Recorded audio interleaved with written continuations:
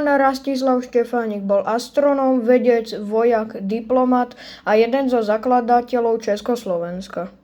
Precestoval takmer celý svet, zažil vojnu, pracoval vo Francúzsku a dokonca sa dostal až do blízkosti sopky Mont Pelé. Jeho život bol krátky, ale neuveriteľne dobrodružný. Narodil sa 21.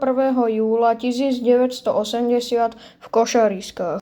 Už od detstva bol veľmi zvedavý a vzdelával sa v rôznych oblastiach.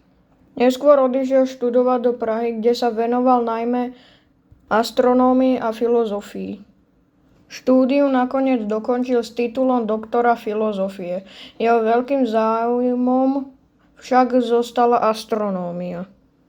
Štefánik odišiel do Francúzska, kde začal pracovať ako astronóm. Zúčastňoval sa vedeckých expedícií a cestoval po rôznych častiach sveta.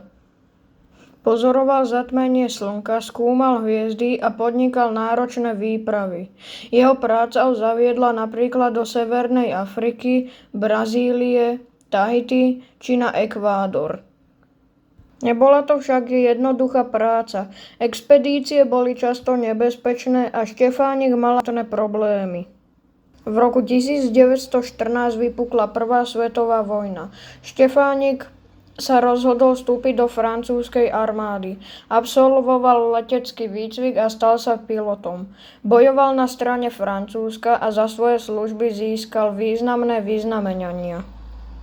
Práve počas vojny však začal premýšľať do budúcnosti Slovákov a Čechov.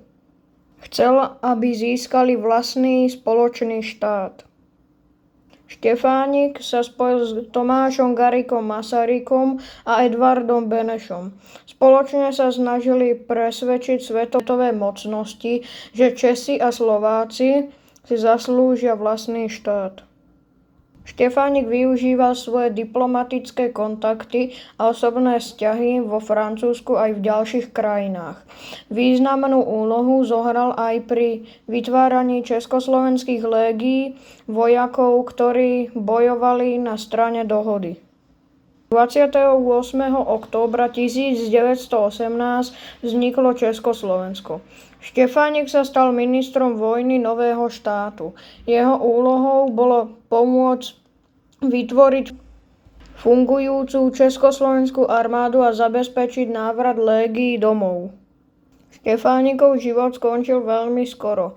4. mája 1919 sa vracal s lietadlom z Talianska na Slovensko. Jeho lietadlo sa pri pristávaní neďaleko Bratislavy zrútilo.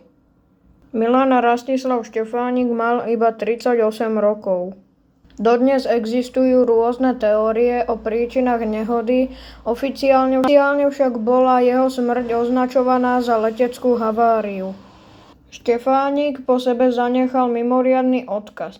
Nebol iba astronóm alebo vojakom. Bol človekom, ktorý dokázal spájať vedu, odvahu, diplomáciu a trval len 38 rokov, no za tento čas stihol precestovať veľkú časť sveta, venoval sa vede, bojovať v prvej svetovej vojne a podieľať sa na vzniku Československa.